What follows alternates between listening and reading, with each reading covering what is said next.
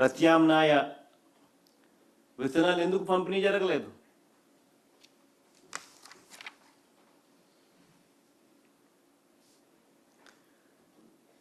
ఇప్పటికే పంటలు వేసుకుని దెబ్బతిన్న వారికి ఏం సహాయం చేశారు? ఇప్పటికే పంటలు వేసుకొని నష్టపోయిన రైతులకు ఏం సహాయం చేసినారు? వర్షపాతం జూలై చివరి నాటికి -52% లోటు ఉంటే అలాంటి పరిస్థితుల్లో డ్రౌట్ మానిటరింగ్ సెంటర్స్ పూర్తి స్థాయిలో యాక్టివేట్ అయి ఉండాలి.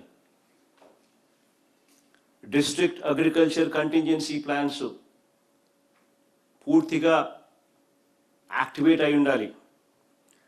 క్రైసిస్ మేనేజ్మెంట్ ప్లాన్స్ అమల్లోకి వచ్చి ఉండాలి. ప్రతి జిల్లా డ్రౌట్ కంటింజెన్సీ సెల్ ప్రతి జిల్లాలోనూ ఏర్పాటు అయి ఉండాలి. కంటింజెన్సీ ప్లాన్ ప్రకారం drought resilient short duration seed stock కూడా పంపిణీ కూడా రైతులకు అయి ఉండాలి.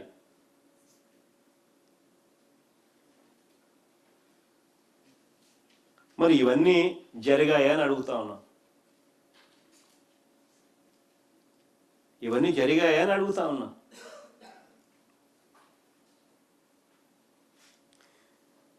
మరి తీరా ఇప్పుడు ఆగస్ట్ వస్తా ఉంది. ఈరోజు ఆగస్టు 26, ఆగస్టు కూడా వస్తుంది. సెప్టెంబర్ 15కి ఎలాగో వర్షాలు కూడా పడవు. ఆ తర్వాత మీరు ఏమి ఇచ్చినా ఏం లాభం అండి? ఎవరికి ఉపయోగం?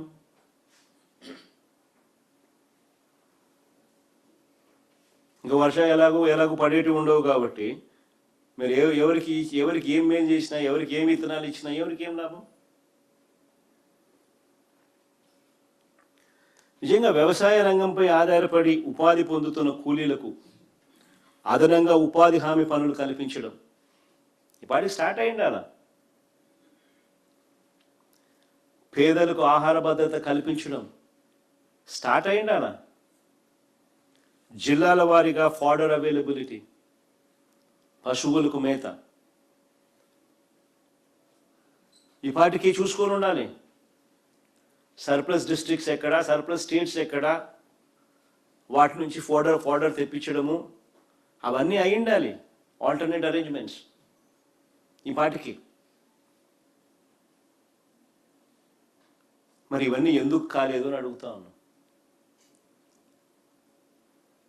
ముఖ్యమంత్రిగా మనం ఏం చేస్తా ఉన్నాము అని చెప్పి గుండెల మీద చేతులు వేసుకొని మనల్ని మనం ప్రశ్నించుకోవాల్సిన అవసరం ఉంది చంద్రబాబు గారు అని చంద్రబాబు నాయుడు గారిని గట్టిగా నిలదీస్తూ అడుగుతా ఉన్నాం. నేను కృష్ణా డెల్టాకు నీటి విడుదలకు సంబంధించిన ఫోటో ఏదైతే నేను మొత్తానికి కలెక్టర్ కనపడతాడు, రామానాయుడు కనపడతాడు, ఇద్దరు చిక్కిగా నవ్వుతాను.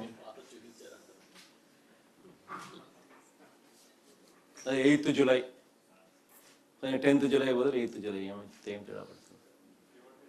సీజన్ స్టార్ట్ అయ్యేదేమో జూనే కదా, అదే పెద్ద ఏం తేడా పడుతుంది? ఓకే, మరి అయినా కానీ మా వాళ్ళు అలర్ట్గా ఉన్నారు, సంతోషం. ఇక రెండో సబ్జెక్టు, స్థానిక సంస్థల్లో బీసీలకు రిజర్వేషన్ల అంశం.